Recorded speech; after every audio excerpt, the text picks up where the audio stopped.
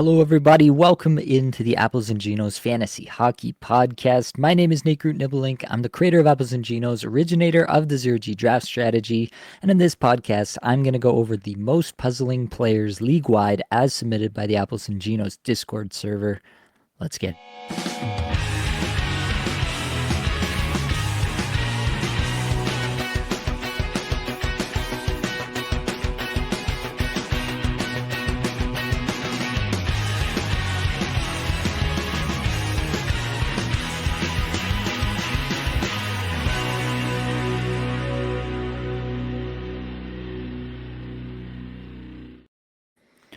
Welcome on in, everyone. Getting into some puzzling players today. Thankfully, I avoided streaming Joel Blomqvist in this game that's currently ongoing. The Dallas Stars putting up 6 goals in the first period, and yet still somehow Wyatt Johnson, Roope Hintz, and Jason Robertson do not have a point. Such is the life of a fantasy hockey manager, I guess. Welcome on in. We got Drewski in here saying, let's go. Let's get to biz. Let's jump right in on Evan Bouchard, the most requested player in the Apples and Genos Discord server. Link in the description for those interested. 1 assist his last 5 games. Just over 23 and a half minutes, average time on ice, 56th amongst defensemen shots per 60, but up at 8th in individual scoring chances for per 60. Missing the net a little bit there, are we, Evan? 65th in Corsi 4 per 60 and 37th in scoring chances 4 per 60. Usually he's much better than that. It's been a little tough over this last 5-game stretch. You can see on the season, ranking 4th and 3rd in those respectively. On the season now, he's got 7 points in 15 games, a 17-goal, 38-point pace. Not exactly what you drafted Evan Bouchard for. He's got a 35% IPP and a 9.1% on-ice shooting percentage. That's not going to last. I do consider Evan Bouchard to be a pretty big-time buy low at the moment. I think that you could probably find some pretty good moves to make. I wonder if I could cook some up for us right here. There's definitely some defensemen that are overperforming that we might be able to offload to try to get somebody with Bouchard's caliber here. Quinn Hughes is a tough one. I actually talked to Blake about this one off camera after we recorded the flagship show yesterday. And I have Hughes in one league in Kickoffle, and I was talking about how Evan Bouchard was buy low. And he's like, "Well, would you just trade Hughes for Bouchard straight up?" And it's a tough proposition. Hughes is shooting more. Hughes has 49 shots on the season. Bouchard has only 38. Obviously, Hughes has more points. Bouchard does block more. Neither of these two players hit like at all, so you're not getting that from either of them. Definitely a pretty interesting thing to think through at the moment, given how the early season has gone. Quinn Hughes is playing out of his mind for sure. So all that to say, I'm not sure about that, but there are still very few defensemen I'd rather have rest of season, like Dougie Hamilton. If somebody's really enthused about Dougie Hamilton, I would definitely trade Dougie Hamilton for Evan Bouchard, if that's a possibility. Depending on your setup, Rasmus Dahlin, if it's bangers, cats, then probably you want to hang on to Dahlin for his contributions there. But in most point setups, probably Bouchard is more valuable. So there's definitely some different ways to look at this, some different deals that you might be able to get done, depending on what your league mates are thinking, depending on how gullible they are maybe. But yeah, something that you may want to explore there. We got a bunch of stuff in the chat already, so let's get through it. Michael says, how about that PLD tripod stats, or was it microstat? I forget. That's a Blake question. You're gonna have to ask him. I don't do PLD questions. No, of course I do, but definitely Blake. He tries to downplay it, but definitely staking his claim on PLD this year. Let's keep going. T-Dub, good evening. Would you take Tuch or Necas rest of season? 12-team banger cats. Goals, assists, PIMs, power play points, shorthanded points, game-winning goals, shots on goal, face-off wins, hits, and blocks. Running full gamut there. Definitely an interesting one. I think I would go with Necas. Tuch has not been playing on the top power play. Sounds like he did get top power play today, but that was only because Tage Thompson left the game with an injury, which, as far as I'm aware, at this moment in time, we still don't have an update on, which is too bad. Yeah, I think that's a spot where you have to stay with the hot hand. I think at some point you might be able to make this move in the future after Necas cools off if you want to, but I feel like you don't have to make it right now. So I think I would just stay with the hot hand at this current moment, and then maybe in the future, if the tide seems to turn and we get some better stats underlying for Tuch and he moves back onto the top power play even when Thompson is in the lineup, then that's a move you might want to make. But I think at the moment I would take Necas. Austin asks, can you talk about Josi and his slow start? We can definitely talk about Roman Josi. Throw him in the sheet here. I don't know how slow he's been as of late. He's got 5 points his last 5 games, 24 minutes average time on ice. That all looks good. 12th in shots per 60, 5th individual scoring chances 4 per 60, 19th in both Corsi 4 per 60 and on ice scoring chances 4 per 60. So that's looking okay. On the season, he's pacing for 6 goals, 55 points. So yeah, that's not what you typically expect from Roman Josi, but single digits in all these stats on the season. Shots per 60 first amongst all defensemen, despite skating over 25 minutes a night. And yeah, single digit stats across the board here. He's in the top 10 for everything that I like to look at. He's got a 1.6% shooting percentage, 43% IPP, 9.3% on ice shooting percentage. Those are all positive regression markers for me. He should do better on each one of those, and I believe he will. Nashville is a weird one. I really do think that they should be better, but it's been very difficult for them. It does seem like Josi seems to be turning around here as of late. If there is still a buy low window on Roman Josi, I'm definitely exploring it. Nothing in the metrics suggests to me that he's done or he's, falling off some sort of age cliff. If anything, it's the exact opposite. And so I'm pretty excited about Roman Josi. If you can buy him low, I would absolutely be interested in doing that at the moment. Tory Jones, says, would you do Brandt Clark for Bouchard? Absolutely, I would. If you can turn Brandt Clark into Bouchard, I would do that in a heartbeat.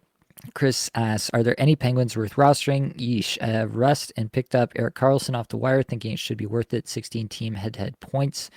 I mean, yeah, obviously Crosby and Malkin are worth rostering. I do believe Rust is worth rostering this game that's being played right now, maybe notwithstanding. But yeah, I do think Rust will be worth rostering. Raquel, as long as he's on the top power play, I have interest in. The one that's the most concerning really is Chris Letang at the moment. What he might be able to do. Karlsson's on this list. We'll get to him a little later. But yeah, stay tuned for that, I guess. Toronto Dave's in here saying #0G. Good to see you, buddy.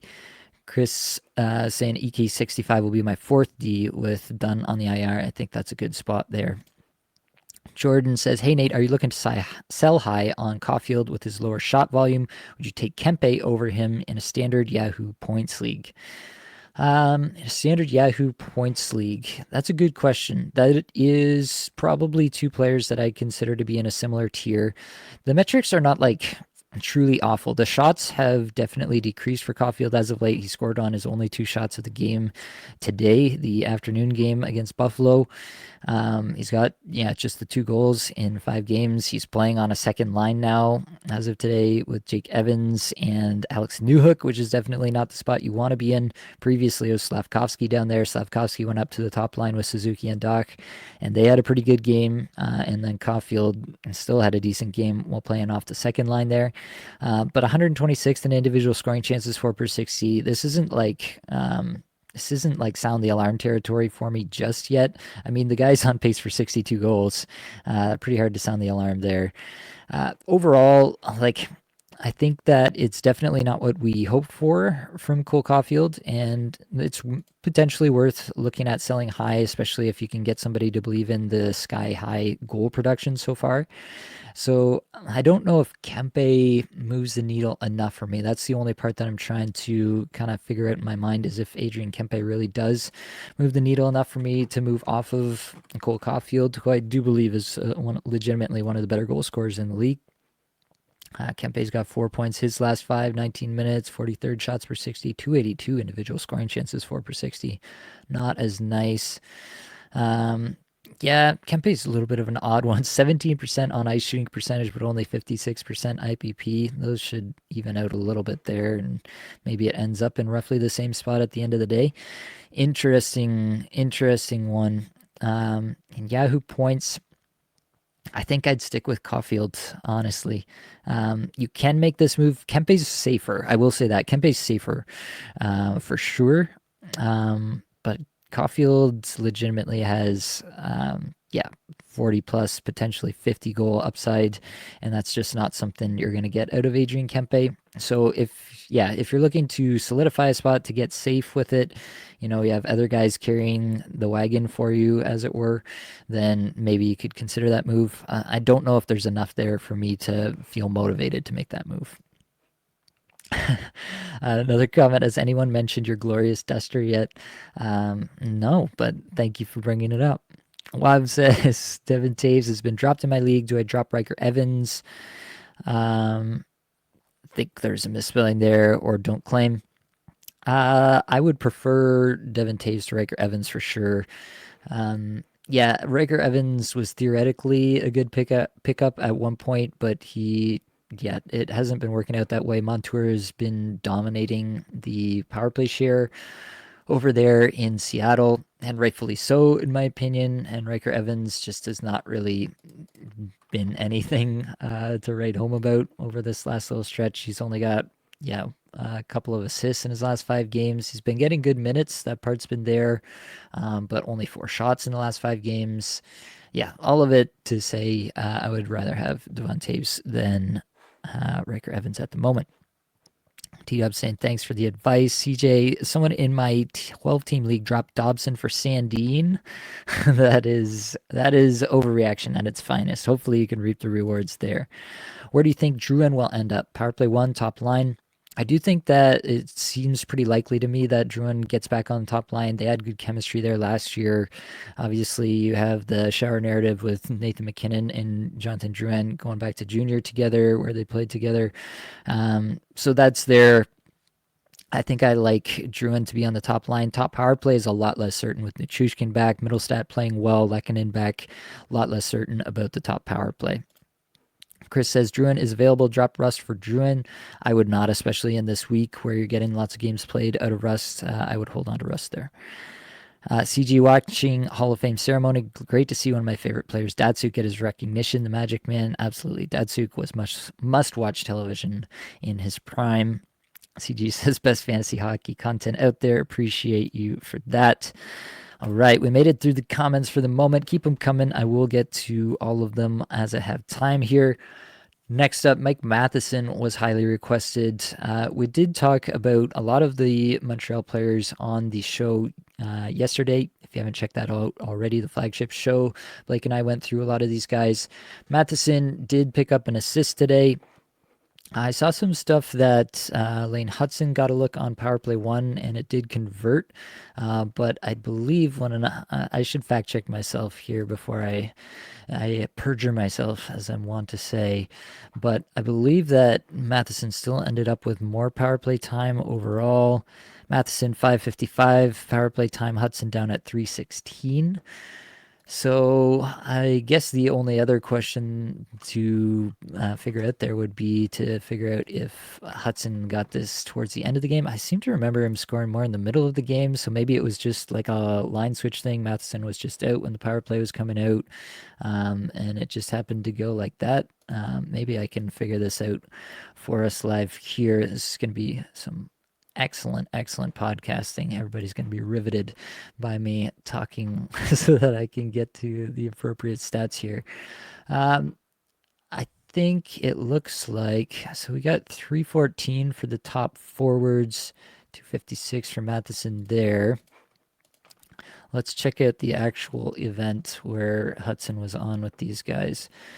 So he came out, I think this was it in the second period, right? He came out with the second unit and then stayed on with the first unit. I think that's what happened. I think that's what we're seeing here. And then, yeah, the other one, he was on with the second unit, straight second unit, straight second unit. back to Matheson there. Back to Hudson for the second unit. They tried some weird stuff. Yeah, it looks like Hudson just happened to get 30 seconds with the top guys. Kind of like in the midst of a change. It looks like the second unit came out first. Is that right on this power play? This was a very interesting setup here. So they must have had a couple. This is very good podcasting for sure. Everybody's riveted by this. Very confusing, but it looks to me like Hudson just came out with the second unit and then stayed on for a bit of the first unit coming out. And that's really all it was. Yeah, that's what it looks like to me. So I'm not going to read too much into that. It looks like Matheson came back out with the first unit later on in the game. Yeah, that's what it looks like to me. So I think it's still Mike Matheson power play 1. I don't think we need to read into that too much there. And so, yeah, Matheson, as long as he's on power play 1, I'm still pretty bullish on the guy. I talked about it with Blake. I think he's still their best defenseman by a country mile.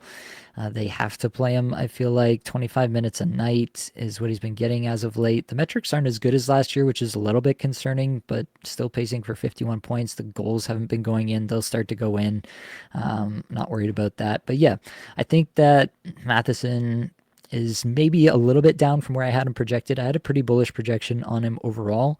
So maybe a little bit back from that just based on the metrics not being where they are, but the deployment is still there. Everything else is still looking good for Matheson.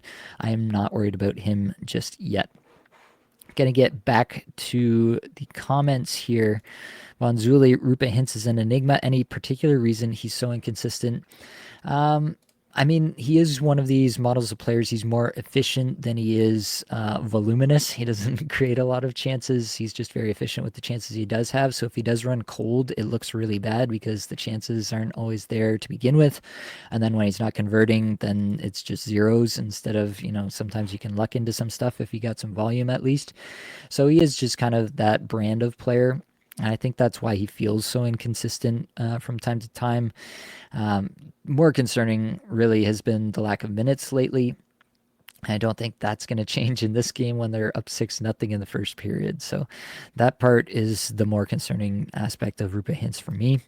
CJ, better fourth and final D-man hold on 12-team points league, Falk, Orlov, Zellweger, or Lindholm? Very interesting question at the moment. I think I'm sticking with Justin Falk. Hampus Lindholm, very interesting if he is going to get top power play. We did get some lines out of Boston that show Hampus Lindholm on the top power play over Charlie McAvoy. So that's pretty interesting. But if you're looking at a hold, I think Falk's role is probably safer there long term. Zellweger, I have a lot of interest in long term as well, but it is still Anaheim. You want to temper your expectations even for a player of Zellweger's caliber, who I do think will be a star in the league. I think I would hold Falk there at the moment. I do have interest in both Lindholm and Zellweger. Armin asks what to do with a Noonan and slim pickings in Cats League. Could get Jari. Yeah, Noonan was on this list, but I can talk about him here. If you see Alexander Georgiev getting 3 straight starts and you're still hanging on to a Noonan, you're playing yourself at that point, in my opinion. You got to drop a guy who can't even get in 3 straight starts. You cannot be rostering goaltenders who are doing that to you. That is a waste of a roster spot, and you're actively hurting your team at that point. So absolutely you have to drop a Noonan. Honestly, I don't like to roster any goalies who don't get back-to-back starts. Like if another goalie gets back-to-back starts, that's pretty much curtains for my goalie. If the other part of that tandem gets back-to-back starts, I'm dropping my guy. Pretty much every single time. It's pretty rare for me to hang on to a guy beyond that. Sometimes it's just because of a back-to-back situation, how that plays out. So you want to be conscious of that. But 9 times out of 10, probably like 95 times out of 100, if the other goalie in my goalie's tandem gets 2 straight starts, I'm dropping my guy. Armin says, hopefully Georgiev gets pumped tonight. It could happen. Definitely won't be the first time. CJ, why is Weber in the Hall of Fame? Hello, McGillney. I'm not going to wade into the middle of that debate, although I do think McGillney should be in there. Trevor says, hey, Nate, great content as always. What are your thoughts on Meier? No power play one time. How's he look under the hood? Meier is on this list. We could get there for a minute. He's got just 1 goal in his last 5 here. Still over 18.5 minutes time on ice. Underlying metrics are not great. 249 shots per 60, 217 individual scoring chances, 4 per 60. Corsi, 4 per 60, scoring chances, 4 per 60. None of it looks particularly good. There's two things going on here. Like, none of these metrics look insane, and he's definitely fallen off here, but the minutes are still there. Meier has done this from time to time, gone hot, gone cold. So I can't say that I'm like overly concerned long term here, but he's got to turn it around soon. I have Meier in several spots. I have a big bag invested in Meier in the Drafters Best Ball Championship that I was doing a bunch of content on before the season started. So yeah, I'm hoping for Meier to turn around too. The time on ice being there is what's holding me through this stretch. I do believe that he'll get back to it unless there's some sort of injury here, which I don't have any reason to believe is the case at this point. So at the moment, I'm just holding and praying for better days. I'm not trying to move off him. I mean, if you can get a huge value for Timo Meier, then sure, you could try to move off him and try to solidify things. Timo Meier not getting the top power play right now, obviously, and that's concerning for his ultimate upside. But there's a pretty strong chance that he does get back on the top power play at some other point throughout the year. Wouldn't be surprising in the least. So I'm still holding out some hope for that as well. And yeah, like I said, 18 and a half minutes a night, I'll still take that. Jordan says, with Russ playing on line 2, would you still value him higher than Raquel rest of the season? Yes, I would. First off, I don't trust Raquel. Second off, I think probably, I don't know what the number actually is, but I'd say like 70% of the time when Russ is healthy, he's playing on the Crosby line. This is one of the 30% of times when he's not. And so I have basically no worries that Russ will get the Crosby exposure sooner rather than later. CJ is feeling the Meier. I don't know what the correct word would be there. He's not enjoying Meier's lack of production as of late either. Armin says, just traded Velarde for Hintz. I think big W.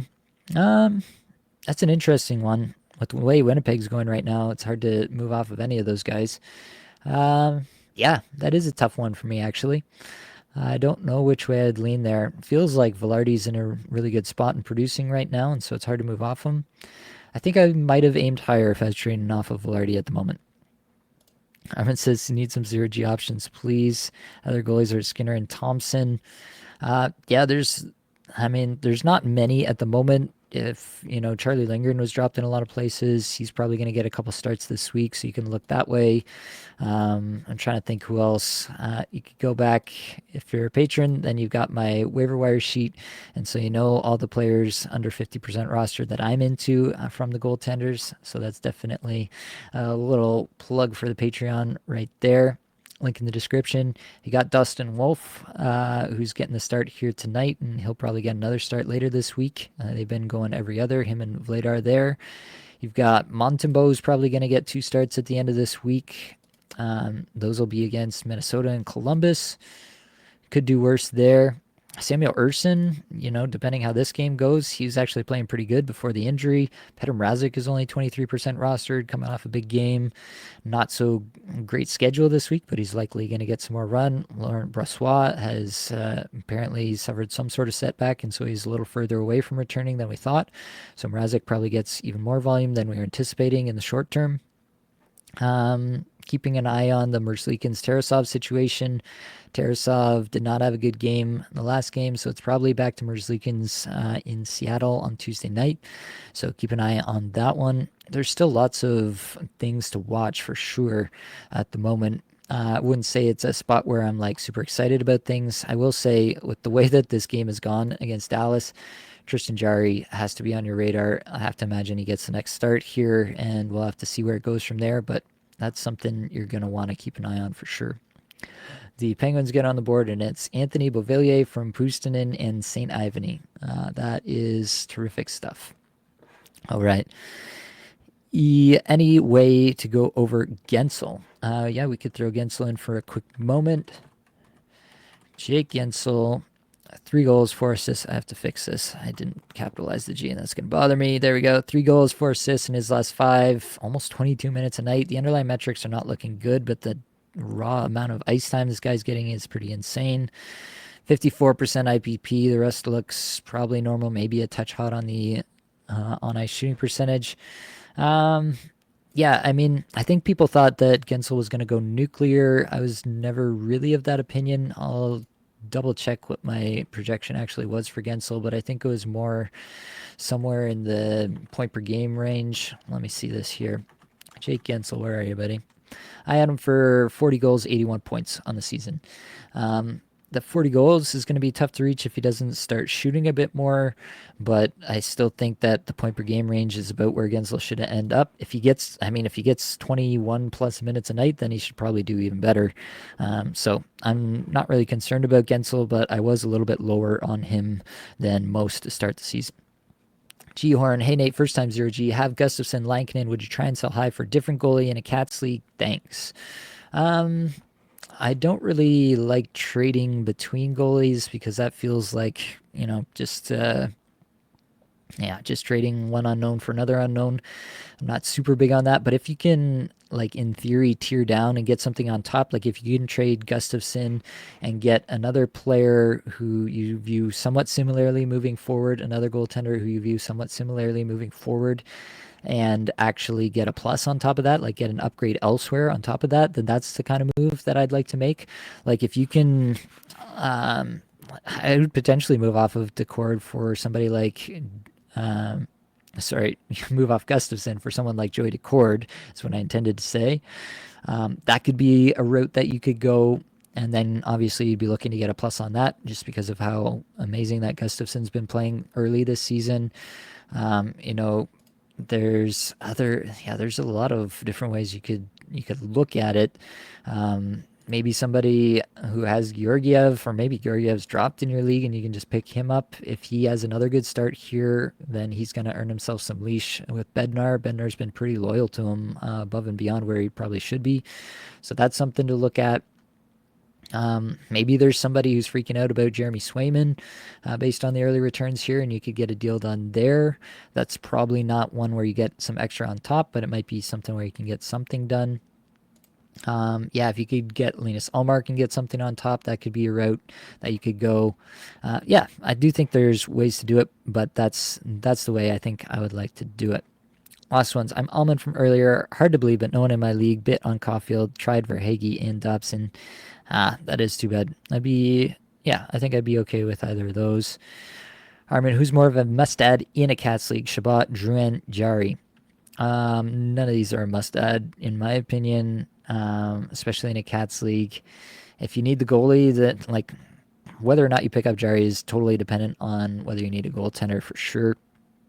Shabbat and Drouin, neither of those are really moving the needle for me. I'd rather wait and see what the power play looks like, what the top line looks like when Drouin comes back before making that move, with Nichushkin in the fold as well. I'd like to get a little bit more information there. Yeah, I think it's more about what position fits your team the best and, optimizing for games played and off nights and things like that. Between those three, that's what I'd concentrate on. Took Bedard, third pick in a 14-team league. Is this it for him? I expected better. I definitely don't think this is it for him, but it is still Chicago that he plays for. He's got 4 assists in his last 5, 62nd, shots per 60, just over 18 minutes time on ice. Would have hoped for a little bit better. Definitely the 5.8% shooting percentage is not going to sustain. 9.9% on ice shooting percentage. I'd hope for a little better there. Yeah, the most concerning thing that I'm seeing with with Bedard rather, is the lower time on ice as of late.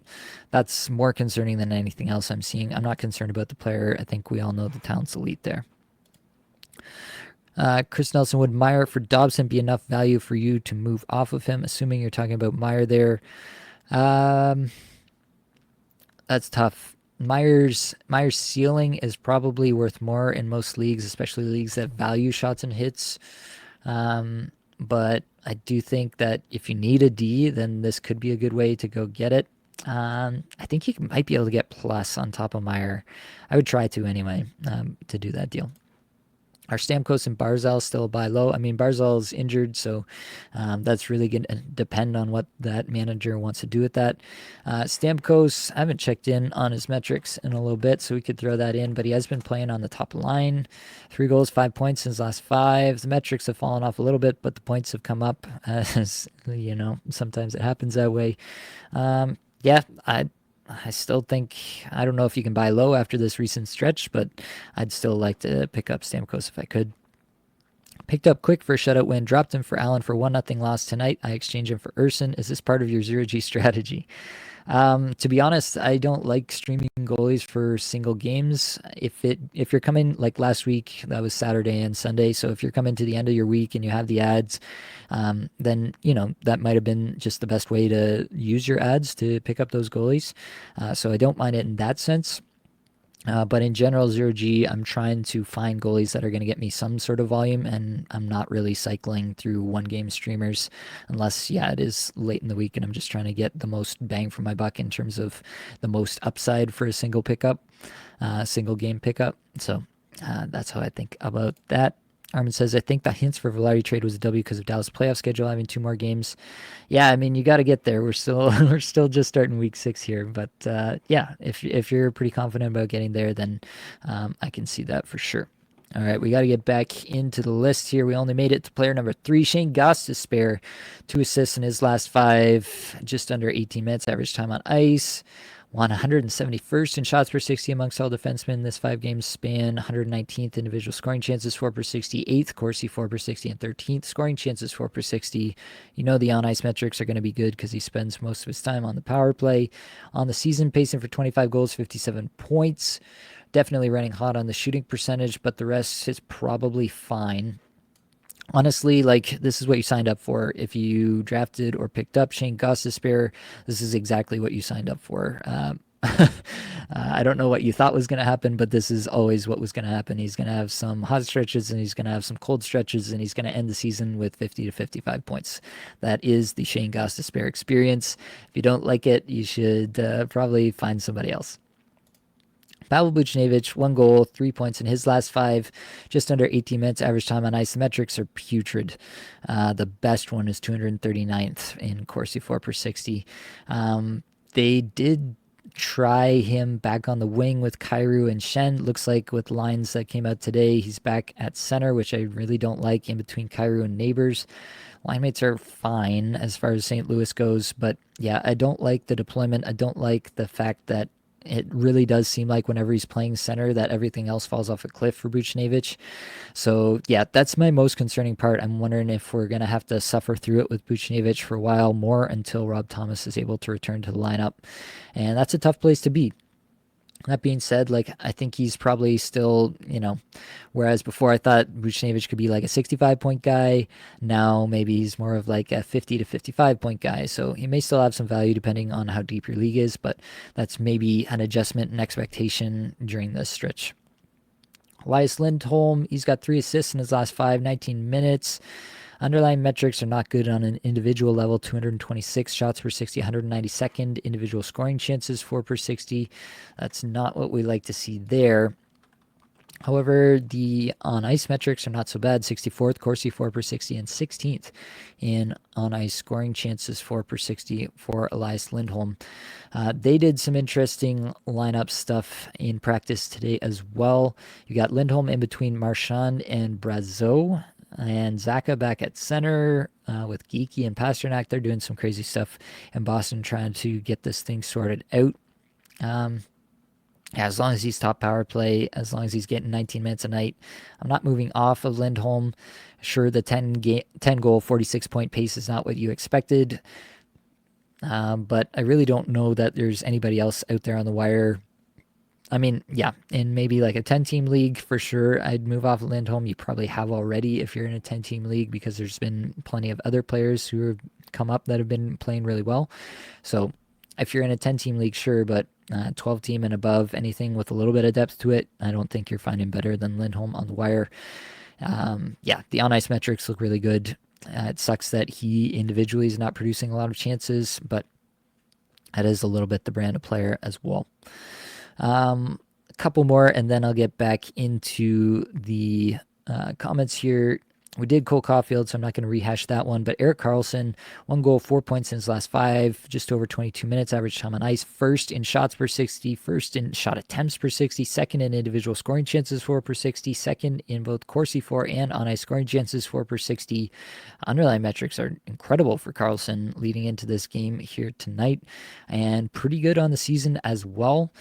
He's on pace for 10 goals, 51 points, 42% IPP, 4.8% shooting percentage, 10.9% on ice shooting percentage. I think that probably goes up from there.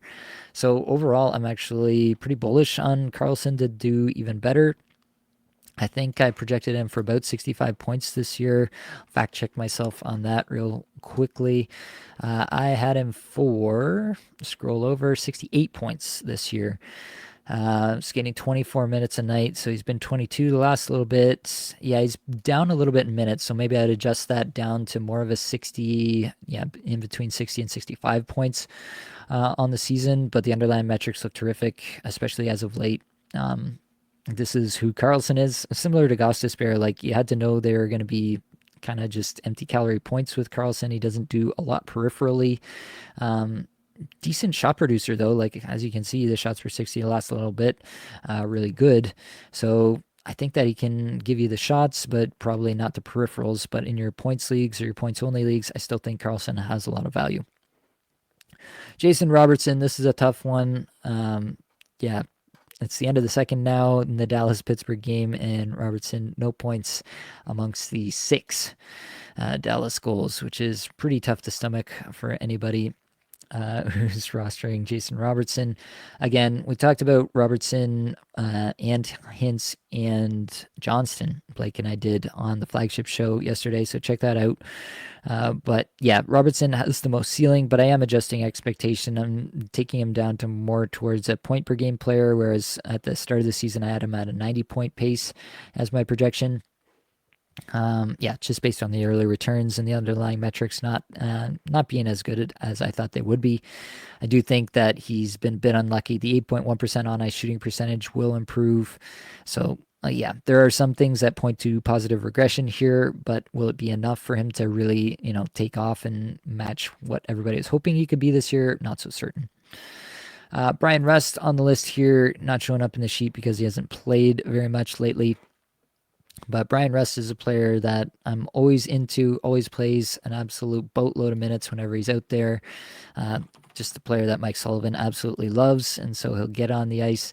18-27 in his first game back after missing 5 games in a row. So no regrets there. He had 5 shots in the first game. So far in this game, looks like he doesn't have anything on the board yet, but it's a weird game for sure. And as I said before, I do think that he gets back on the Crosby line sooner rather than later. All right, back to the comments. Rico says, who would you pick up as Washington add this week? PLD, Chychrun, Mangiapane. Interesting question. I'd like to know, if it's a Cats League or, Cats League, or if you need a D spot, if the D spot really helps you to pick up this week. They have the off nights. Chychrun came back into the lineup after missing 5 games there and immediately had a goal and then assist, which was nice. Nice to see there. I think I would go PLD, honestly, just for the McMichael exposure at this point with how hot McMichael is. I think I would go PLD of that group, assuming all things equal. Rico says points just off nights add. Yeah, in a typical point setup, I think you go PLD there just because of the exposure to McMichael. J3, trade targets for Bennett, Guenther, or Hischier. You're trading away those players. It's hard to make a list on the fly here. Basically, I often try to look at similar roster percentage players, but players who are not performing quite as well as the players that I'm trying to move off of. And then I start to try to figure out, do I think that those players will, basically outperform what I've been getting out of these guys? I feel like these are difficult players to move off of just because of public perception, though. I'm trying to figure out if there's anybody that I can really hang my hat on that I think you could move off for. Um, It is a little bit difficult. If you could move off of Guenther or Bennett for Brad Marchand, that's something I'd consider. Marchand's underlying metrics are looking quite good as of late. He had an 8-shot game the other night, kind of doing it on his own. Hard to move off Hischier with how well he's performed in the early going. I know he's got no goals in his last 5 and no points in his last 3, but on the season, obviously, it's been really good. In that range, Nico Hischier, could you move off to Carter Verhaeghe? I would prefer Verhaeghe rest of season. That would be a move that I would make. I'm trying to think who else is here. I don't think you could get up to Barkov. Maybe you could get to a Connor Bedard for Nico Hischier. It's close, but I think I would take Bedard there. Yeah, a couple ideas anyway. All right, Michael says Elias Lindholm or Pavel Zacha. Neither, but I guess I'll go Lindholm. I don't feel good about it. Start Allmark against the Leafs tomorrow. I say this about every goalie that I roster. If I am afraid to start them, then they should not be on my roster. So, yes. Ricky says neither. Yeah. Would you keep him as a volume goalie? Yes, I would keep Allmark as a volume goalie at the moment. Armin, better IR stash between your boy Colton, Duclair, or Romanov. I don't like any of these options. I'm really worried that Colton is just going to go back to 3C with all the reinforcements arriving for Colorado. It honestly feels like the most logical situation, just given how they haven't had a third line for so long, basically anybody on the third line or fourth line for so long. I feel like they'd like to have that in some capacity, and he can obviously do that. Yeah, honestly, I might take Duclair. Duclair's safer. Colton has the upside if he gets back on power play 1, if he gets back on line 1. I just don't know how likely that is, just given the glut of talent that the Avs have coming back and how they can move stuff around. Jordan says, how would you rank these players rest of the season? Standard Yahoo Points League: Hischier, Horvat, Necas, McCann, Hagel. That is a very tough one. I think, well, Hischier and Necas feels like a tier to me. I mean, I'd love to say McCann, but I just can't really trust that he's ever going to get the deployment to keep it up. He has been getting 18 minutes as of late. Yeah, I think McCann's still probably a tier back from those two. And then Horvat and then Hagel, I guess, is where I'd be at. Justin, Chychrun or OEL Cats League with PIMs, hits, and blocks. I think I take Chychrun there. I know we don't have a lot to go on. It's a new situation. It's a new situation for OEL too, but obviously he's gained the trust of the coach there pretty quickly. I think Chychrun has more upside, so I'll go that way. Michael laughing about me loving PLD because I said to pick him up. Nice. Oh, Ricky thinks OEL, so you'll have to take your own temperature on that one. Speaking of temperature, what's your temperature on Vince Dunn when he comes back with Montour in the fold? Would you expect 50 to 60 point pace done? Really, this comes down to me whether Montour has consolidated the power play enough to the point where he's just going to hang on to it from this point onward. And Dunn's just going to be left with the scraps the way that Riker Evans has been in the last little bit. If Dunn comes back and kind of forces more of a 50-50 timeshare on the power play, then I think he can get to 50 to 55 points. I don't think 60 points is in the wheelhouse for Dunn with Montour in the fold. Montour's been playing very well, honestly. So yeah, I think you should expect 50. That's the temperature on Vince Dunn for me. Lost Ones agrees Colton will go back down. We had a great time though, great memories. Yes, we did.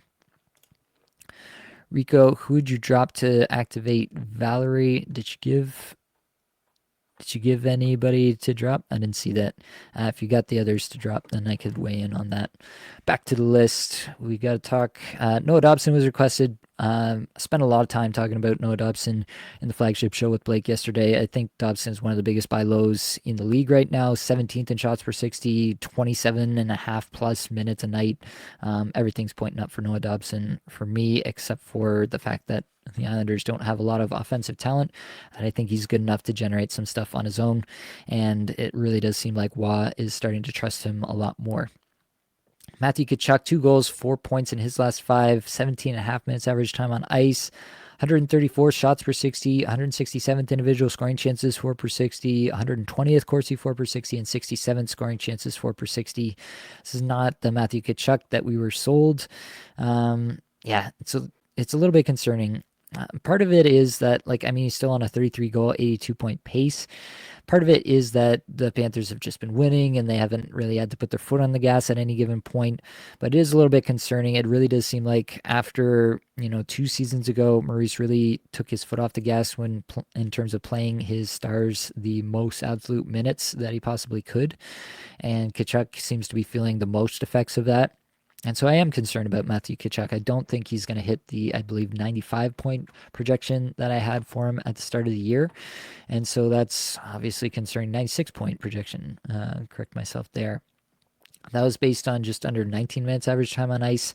If he's going to be more in the 17 and a half range, that obviously shaves some off the point potential there for Matthew Tkachuk. I think he can be a little bit better, but I'm not expecting much more than a point per game at this point. Maybe 85, maybe 90 if this time on ice keeps up.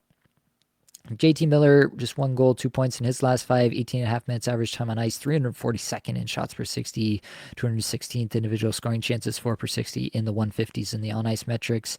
Definitely running cold here, but it is concerning. The one thing with JT Miller that I was talking about as well, last season, just the wild efficiency that he had with Besser there really covered over the fact that he was getting less minutes under Rick Tocchet than he had under many previous seasons. And that has definitely continued and even decreased again this year. So if you look back at JT Miller, going back to 2020, 2021, he's at 21 minutes for that season, and the following season, 20 minutes, 40 seconds. The season after that, then Rick Tocchet comes to town, and it's 19 minutes, 30 seconds, immediately drops a minute 10 there, and now down to 19:01 on the young season so far. So that's concerning for me with JT Miller above and beyond everything else. Also concerning is that Brock Besser is out. Now, we had some info today that Tocchet was saying he's day-to-day. It was weird because they originally said out indefinitely, and now they're saying day-to-day. Hopefully that's true, and Besser will be back very shortly, but I'm not convinced about that.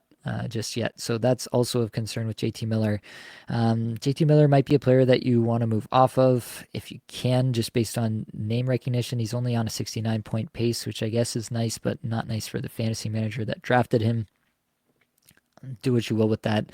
JT Miller, I don't know, is going to live up to the expectations that many had for him this year if this ice time continues. A Noonan we already talked about. I would absolutely drop a Noonan. Would have dropped him before now. Charlie McAvoy, this is going to be an interesting one. Just 1 assist in his last 5, 25 minutes average time on ice, so still getting the big minutes that we're used to from Charlie McAvoy. Underlying metrics do not look bad here. 25th shots per 60, 54th individual scoring chances, 4 per 60, 40th in Corsi, 4 per 60, and 6th in scoring chances, 4 per 60. That all looks pretty solid, but obviously on the season, pacing for just 10 goals, 21 points. That's not what you're expecting from a guy of McAvoy's caliber. And now we get the news that in practice today, they had Hampus Lindholm on top power play over Charlie McAvoy. We did talk about this actually in the waiver wire show, Blake and I, that we thought it was a possibility. So yeah, this is where we're at with Charlie McAvoy at the moment. Obviously, it's a downgrade for him. I don't think you can drop him just yet, especially in Bangers Cats. Maybe in a points-only format, you could drop Charlie McAvoy if you had to. But I want to see a little bit how this Lindholm experiment goes. If Lindholm gets power play points and the power play looks great in the first couple of games, then yeah, maybe you're more motivated to move off McAvoy. But McAvoy has a solid peripheral floor, especially in Bangers Cats, that is probably going to be worth hanging on to him. And also, it probably matters how much you think Boston can turn this thing around. If you think they can, then probably you're more inclined to hang on to McAvoy as well. Back to the comments we go. Rico says, who'd you drop? Roslovic, Stankoven, Nason, Jeff Skinner need place for Valeri the Snow King. I think it's Friday's game that he's coming back for, right? Is that right? Nichushkin is coming back for the Friday game. I believe that's correct. If that's the case, you could get the Monday, Wednesday games here from Roslovic and then move off him. It looks like Roslovic has moved down the lineup. If that holds through the Wednesday game, then I think I would drop Roslovic there to get to Nichushkin for the Friday. Jeff Skinner is also an option. Just feels like a player that you stream and nothing more this season. Dirty Deeds 1919 ads on Yahoo for Jay Lekermaki. What the heck? That's Lekeramaki, right? It's been a while since I've thought about Lekeramaki, yeah. It's been a while since I thought about him. Solid prospects, was, relatively well hyped in most prospect talk. And definitely a player that they have big expectations for in Vancouver. He's getting the Besser spot. That's pretty much why he's getting the Besser spot on the Miller line at the moment, not on the top power play. It was Suter and Garland that were on the top power play, along with Pettersson, Miller, and Hughes in the practice. But Lekeramaki, I think you could do worse as a little bit of a stream. Just see what you got there. Sometimes these players hit in a big way as soon as they jump into the league. Usually it peters off after a while, but you could do worse if you need a stream and he fits in your lineup. Jordan, do you ever get scared starting Mrazek and him getting shelled? First year doing 0G in a points league, considering picking him up for some volume? Honestly, no. It's kind of part and parcel. You get shelled sometimes and you exceed expectations sometimes because, they get they get a lot of shots, but they actually make all the saves. So you have to take the good and the bad for sure when you're rostering some of these goaltenders that other people are not as into. But sometimes you hit on a guy who actually hits for the whole season, and that's what we're really chasing with 0G, is to, pull ourselves even and then beyond what other managers are doing with their highly drafted goaltenders. So honestly, no, I don't get scared. I do have to mentally prepare myself to accept the good with the bad, though. Jordan says, talk it clarified. There isn't an update on Besser. The updates on him will be day-to-day, not Besser status. That is a good update. Thank you for that. Appreciate that. Ricky says he's a Mrazek owner. Okay for 0G. Sometimes he pulls miracles like yesterday defeating the Wilds. That's pretty much the Mrazek MO. Frank says, drop Zetterlund, Velarde, Hagel, or Hasten. I believe that's Nason for Rust. Interesting spot. I'm just trying to think through what the schedule implications are there. Zetterlund after the game today goes Thursday, Saturday. So those are heavy nights. So that's a pretty good look to get over to Rust there. I think that's the move I would make. Yeah, I think I'd drop Zetterlund after today for Rust. And points only season-long league. I have Brock Nelson, Guenther, Schmaltz, and Dorofiev. Any of those stand out over the others, I can pick up 2. You can pick up 2, or you have them. That's the part I can't quite figure out. Are you saying that you can pick up 2, or you need to drop 2? If you're looking to drop 2 of those players, I definitely wouldn't drop Dorofiev this week. Definitely wouldn't drop Brock Nelson. I guess you could drop Guenther and Schmaltz for this week, but you're going to want to probably add them back for the following week because Utah actually has a pretty decent schedule next week. They're one of the few teams that plays 4 games next week. That's where I'm at with that. All right, we're getting towards the end here. Joel Eriksson Ek, 1 assist in his last 5 here, just under 19 minutes a night, 127 shots per 60, about that in all the other metrics as well, just in the low 100s there, on a 32-goal, 50-point pace. And honestly, those metrics kind of hold across the season. IPP is really low. The on-ice shooting percentage is kind of high. Probably washes out in the end. I think Joel Eriksson might have exceeded our expectations a little too much last year, maybe. This might be a player that we need to adjust expectations on. I think what's really the biggest difference is he's not getting a lot of Kaprizov exposure except on the power play so far this year. They've really been leaning into him with Boldy on the second line. And yeah, that obviously affects it. Also, like, pretty big deal is the fact that last year he got 20 minutes 30 seconds average time on ice. This year down at 18 minutes 36 seconds. Yeah, that'll do it too. The IPP at 42% is definitely low, so that'll pop back up. The shots per 60 being lower than any of the last 3 years is definitely concerning. So that part I'm hoping bounces back for him. The rest of it looks kind of in line. Yeah, I think he should come back a little bit, but maybe we had a little bit too high of hopes for Joel Eriksson coming into the season, especially as it pertains to the ice time. Slavkovsky, he's got 4 assists in his last 5. Obviously did some damage today. I don't actually know how many of those assists he ended up with today. Yeah, 3 of them were today. Yeah, 16 minutes, average time on ice. Got back on the top line today, so that should probably go up moving forward. 251st shots per 60, 176th in individual scoring chances, 4 per 60. Yeah, it's definitely not been exactly what we were hoping for, but, with the 3 assists today, he's now on a 69-point pace on the season, which is pretty nice. Only a 6-goal pace with the 1 goal so far. Not so nice. The shots have really not been there for Slavkovsky this year. That's the part that I'm still trying to figure out with Slavkovsky, is why he can't figure out how to get more shots on goal. Again, still a pretty young player. He did figure it out towards the back half of last year. Feels like should be a player that can figure that out. Do want to note as well, this was a guy who did have kind of a shoulder thing going on. Don't really know how much of that is still playing into things at this time. Could be just like a little twinge thing and it's uncomfortable to shoot, and so he's doing less of it. That could play in.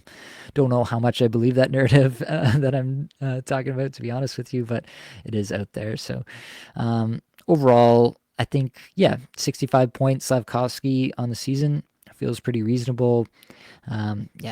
Throws the body, but the shots need to come up for him to really pay off what we were hoping for this year.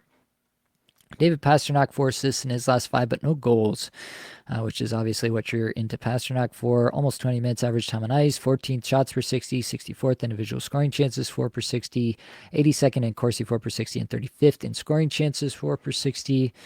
Now on the season, Pastrnak just pacing for 31 goals and 72 points. It's not where we wanted him to be. It's more a team thing than it is a him thing. I mean, he's got an 82% IPP. He's definitely dragging the team along with him as much as he possibly can, but the team is holding him back. Actually, the patrons will know this, but when I did my bus episode, I had David Pastrnak in a list of players that I picked my bus from. Like, he was didn't make the final cut, but he was in the list.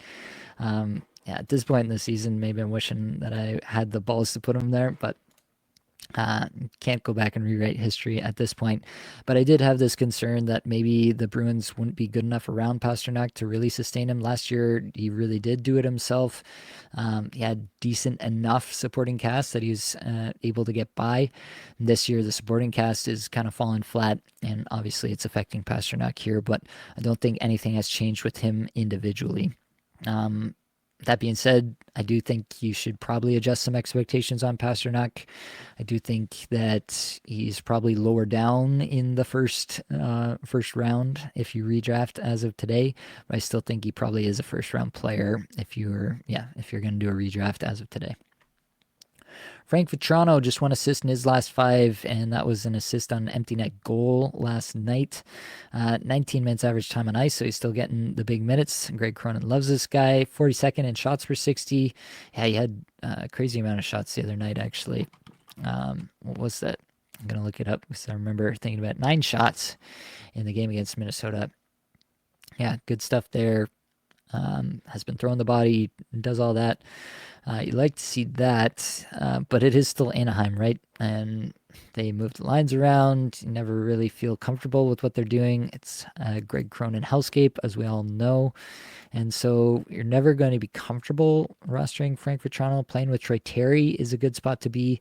They did prioritize that line a lot. That is something I will give Greg Cronin credit for, is that he's been prioritizing Troy Terry and Frank Vatrano, who I do think are probably his best two players on amongst the forwards at this point. I think obviously he's running a little bit cold here. The shots still being there are giving me hope. The increased ice time as of late is also giving me hope. 50% IPP, 2.5% shooting percentage, 7.8% on ice shooting percentage. None of that is real. The IPP may not be tremendous on the season long, but definitely the shooting percentage and on ice shooting percentage will come back up. Yeah, pacing for 31 points. I definitely think he can get back up and be more in the 50 to 55 point range when all is said and done, especially if he maintains this kind of 19-minute treatment. I had him at 18 minutes, 15 seconds average time on ice projected at the beginning of the season, and that worked out to 52 points for me. So if that gives you any point of reference, that's about where I'm at with Vatrano. The last player requested here, Patrick Kane, 1 assist in his last 5. Blake and I did talk about Patrick Kane on the flagship show as well. The underlying metrics are not great. He's playing on the second line.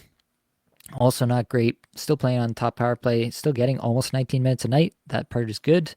I still think that I like Kane for, 60 to 65 points, but I had a projection of 74 points on Kane at the start of the season. I think that might be going away as we look at it a little bit closer. But definitely, I think he'll do better than the 47-point pace that he's currently on. All right, I'm going to get into some comments, and then we're going to wrap this thing. We just hit the hour mark here.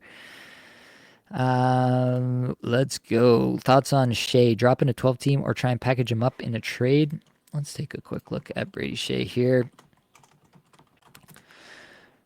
Let's click over. He's got 0 points in his last 5, 21 minutes average time on ice. Underlying metrics are not great. They're not, they're pretty bad. 11 goal, 33-point pace on the season. Yeah.